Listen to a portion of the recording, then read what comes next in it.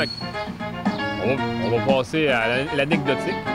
Tu as dû voir passer pas mal de monde, surtout des étudiants, comme tu disais. Évidemment, oui. D'ailleurs, en passant, je pense que la famille ici, au niveau des... Ben, pas de farce. Il y en a un bon nombre. C'est d'aller les chercher avec le produit qui leur convient. Moi, je me suis justement spécialisé. Bon, là, c'est sûr que le bar laitier, ça répond à une grosse demande, justement, des petites familles. J'ai une belle section pour enfants, à l'aventure, tous les trucs, dans le fond, que les jeunes familles aiment bien, on est doté d'eux. Par contre, c'est sûr que, bon, c'est pas un quartier à majorité composé de petites familles, mais c'est quand même notable, là, le nombre de jeunes familles qu'il y a dans le coin, les jeunes enfants qu'il y a. Il faut que tu fasses des choix au niveau des films, là, quand même. Là. Pas de choix. Généralement, je suppose que tu vises surtout les gros noms. Alors, c'est sûr que, bon, les blockbusters, on les rentre, on n'a pas le choix, c'est inévitable. Mais c'est sûr, bon, un peu comme je spécifiais tantôt, on a un gros tournant, un gros penchant pour tout ce qui est répertoire étranger, cinéma d'auteur. On met une grosse emphase là-dessus. Dès que Disney sort des trucs de sa voûte, c'est sûr que, bon, je m'en dote. Puis des fois, c'est pas nécessairement que ça va être rentable sur le moment. T'sais, le film va sortir, je le louerai pas pour autant dans, disons, le mois que je vais y faire en mur de primeur. Mais j'aime avoir la collection complète des Disney. Là, quant à moi, c'est un petit coffret d'or. Veux pas. Là. Puis encore là, je suis en train de commencer à liquider mon VHS. Puis tout ce qui est Disney, j'ai pas encore commencé à le mettre sur les tablettes parce que ça continue de fonctionner. On continue d'en louer. Là, tu parles des cassettes VHS. Les cassettes VHS Disney. Ça va pogner, ça. Là. Exactement. Quand je vais les sortir, il n'y a pas vraiment de limite au prix. Je me suis fait offrir des trucs, là, des fois, qui font rougir. Là. Des plus de 30 $. Puis pour du VHS, oui. Mais là tu as vraiment toute la classe Disney. Ben, j'irais pas jusqu'à dire que je les ai tous. Du moins, les meilleurs, j'ai tenté de les... Là, tu sors de virer le DVD. On n'a pas le choix. Là, c'est sûr que j'imagine qu'il y a une question qui s'en vient par rapport au Blu-ray. Là, je l'anticipe un peu. Pour ce qui est du virage Blu-ray, moi, pour ma part, je vais quand même être tranquille là-dessus pour le moment. Je vais du moins attendre au moins jusqu'à l'automne, voir si le virage s'est fait dans la clique étudiante, là, parce que, bon, j'avais un vieux dicton qui disait quand les jeunes partent de chez leurs parents, ils se font domper le vieux vidéo, puis les parents s'achètent un DVD. C'est pour ça que mon VHS a fonctionné si longtemps.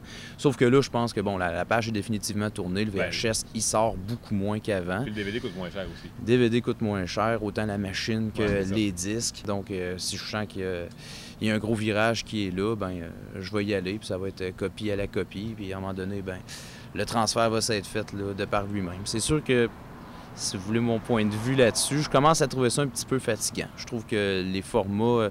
le VHS, ça a roulé 20 ans, grosso modo. Ouais, un bon bout. Là, le DVD, ça n'aura pas fait 10. Là. Le Blu-ray, déjà là, ils se battent, puis en tout cas... déjà, ils annoncent la sortie du Red Ray, qui sera pas nécessairement commercialisé. Qui va sûrement servir à des trucs plus spécifiques, des domaines de recherche ou quoi, parce qu'il va falloir filmer en Red Ray pour pouvoir se mettre en format Red Ray. Exactement. Avant que tous les grands cinéastes ou quoi, réalisateurs, producteurs, se dotent d'équipements Red Ray, bon, je pense qu'il y a bien de l'eau qui va passer sous les ponts, là. Mais quand même, c'est ça.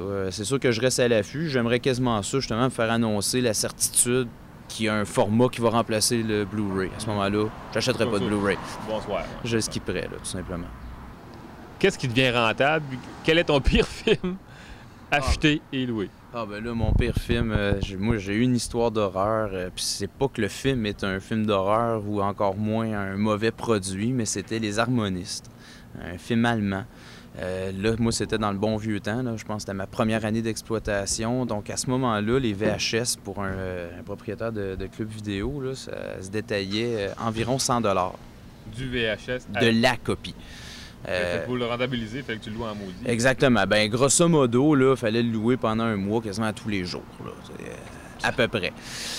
Donc, c'est ça, c'était pas facile. Puis moi, évidemment, non seulement je me suis spécialisé depuis toujours le répertoire étranger, cinéma d'auteur, comme je disais tantôt, mais également, j'ai toujours tenté d'avoir de l'anglais. Là, dorénavant, avec le DVD, c'est facile, c'est par défaut.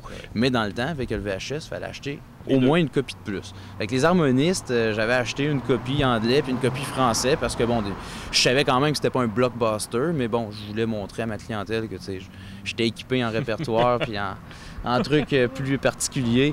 Mais j'ai loué 3 fois la copie française, puis j'ai loué aucune fois la copie anglaise. À vie, là? À vie.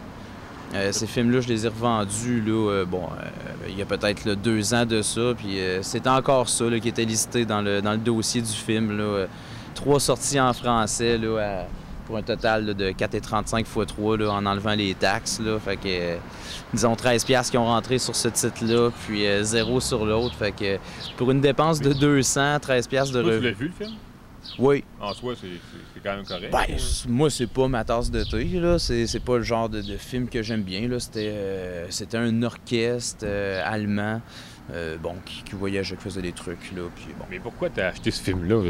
Ben, il y a des fois, c'est une question de conjoncture, là. Dans une semaine, possible qu'il n'y ait pas nécessairement beaucoup de films qui sortent. Donc, ben, on se dote des titres intéressants qu'il y a à ce moment-là ou tout simplement ce qu'il y a de disponible. Là. Comme là, définitivement, la game a changé. Maintenant, les producteurs font vraiment plus attention. Puis l'été, il y a définitivement une baisse de gros titres. Ils en profitent pour les mettre au cinéma. Puis les grosses sorties apparaissent beaucoup plus à l'automne, dans les moments forts, à Noël, ces trucs-là. Il y a une étude du calendrier qui a été faite, ce qui n'était pas le cas avant. On avait des semaines, des fois, où on avait une douzaine de titres qui sortaient en même temps. Puis la semaine suivante, il y en avait 3, il y en avait 2, des fois il y en avait un seul. Mais ça, c'est des choses qui se passent plus comme ça, définitivement. Puis es-tu capable de me dire le film qui a pogné le plus? À vie, je sais que Snatch ici, c'est un des gros titres là, qui a vraiment bien fonctionné. Tu le pousses ou? Non, je pense que les gens reconnaissent le talent du bonhomme puis la qualité du film. Puis justement, le côté, le multiface, je pense, du film, tu sais, qui est action, comique, mafieux. Tu sais, moi, je trouve que ça assouvit bien des désirs quand tu as le goût d'écouter un film, puis justement d'être animé. Tu sais, j'ai rien contre les drames, j'adore les drames, mais il y a des fois où on a le goût que ça bouge un peu plus, on a le goût de se marrer, puis exactement. Veux pas, encore là, ça cause les gros films qui ont fonctionné au cinéma, en bout de ligne, enlèvent des clients aux propriétaires de clubs vidéo. Ce qui a vraiment pogné au cinéma la plupart du temps. Ils ont été vus. C'est ça. Fait que oui, il y a des gens là, comme moi qui peuvent écouter et réécouter des films maintes et maintes fois, mais c'est pas tout le monde. Il y a bien des gens que je connais qui ne voient un film qu'une seule fois, ça leur suffit. Donc, s'ils ont vraiment aimé, ils vont l'acheter. Exactement. C'est que veut pas, c'est des trucs qui se retrouvent contre nous un peu au niveau locatif. Fait que c'est pas nécessairement justement un gros film qui va amener la meilleure recette. C'est sûr que c'est un quartier étudiant. Moi, je suis président des gens d'affaires de l'avenue Mirand ici. Je vais plutôt dire de la CSGAM, qui est la coopérative de services des gens d'affaires de l'avenue Mirand. Puis à un moment donné, il a fallu qu'on se définisse à nouveau. Puis vraiment, on a pris un tournant. Bon, on est un quartier étudiant, on va assumer notre position géographique dans la ville. Puis on est là pour desservir la communauté étudiante. Mais c'est ça, comme j'allais dire, dans le fond, là, je donnerais peut-être un 60% étudiant. Puis le reste, c'est assez hétéroclite quand même. Là. Autant qu'on a du professionnel qui vient travailler sur la rue ou qui vient consommer tout simplement sur la rue. On a les professionnels, évidemment, de l'université, des cégeps environnants. Puis on a quand même une bonne quantité de gens du bel âge, je dirais. Là. On a quand même quelques résidences pour personnes âgées. Puis c'est un secteur qui est quand même tranquille. Je pense que les gens d'un certain âge aiment bien fréquenter. Tu as une clientèle fidèle, en tout cas. Quand même assez fidèle pareil de toute façon. Mais sauf que des étudiants ne veulent pas ça reste 3 ans. C'est ça. Nous autres, on fonctionne, veut pas, à chaque année, il y a un renouveau qui se fait. Ouais. Moi, il y a une grosse emphase qui est mise ici avec le staff. On travaille beaucoup là-dessus, à dire, quand le 15 août arrive, jusqu'au 15 octobre, c'est le moment où on charme. C'est là qu'on veut démontrer que définitivement, c'est la place à choisir. Veut pas, il n'y a pas une multitude d'offres dans le secteur. Quant à moi, on est les meilleurs. Non seulement au niveau de l'offre, pour ce qui est du stock, mais aussi qualité conseil.